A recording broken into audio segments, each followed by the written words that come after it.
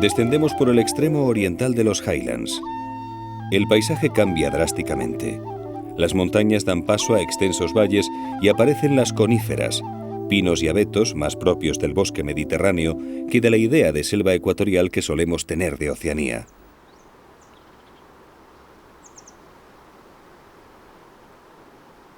Vamos al encuentro de las momias Enga o Cucucucu, como se suele llamar a este pueblo que vive en la cuenca del río Asequi.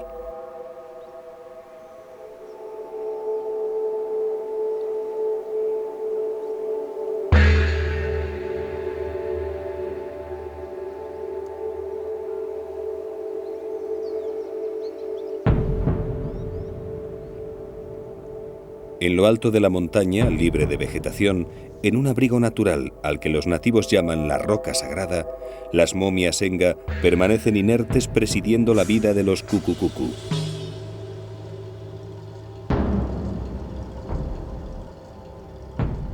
El canibalismo ha sido una práctica habitual de los Cucucucu, de ahí su fama y su leyenda.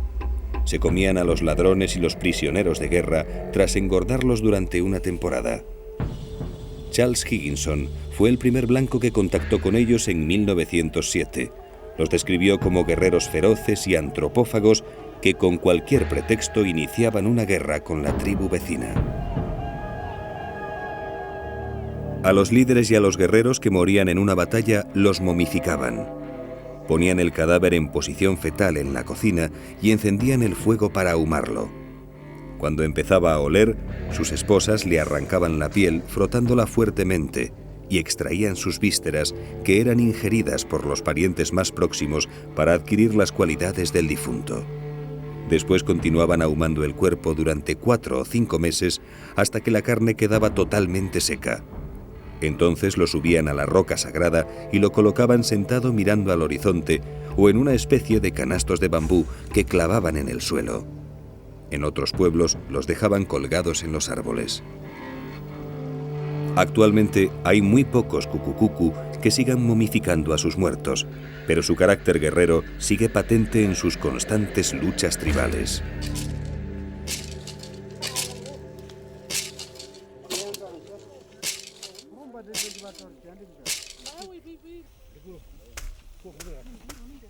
El canibalismo está prácticamente erradicado, aunque no son extraños los casos aislados de ingestión de carne humana en las zonas más apartadas.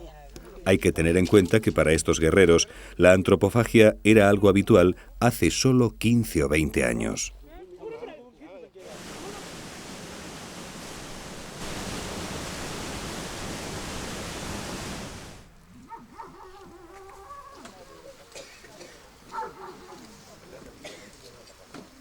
El territorio de los Cucucucu es muy accidentado y cubierto de selva, pero hasta aquí también han llegado los representantes de las sectas más radicales.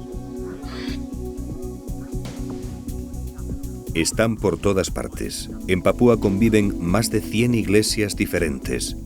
Vinieron a partir de los años 50, cuando en PNG había alrededor de 2 millones de nativos prácticamente en la edad de piedra.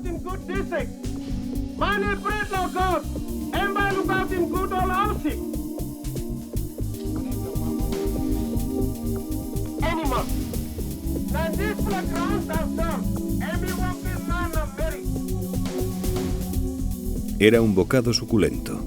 Los misioneros sectarios se lanzaron a la conversión de los infieles pertrechados con sus credos y dioses del mundo occidental en una carrera frenética cuyo nefasto resultado ha sido el desarraigo y la aculturación.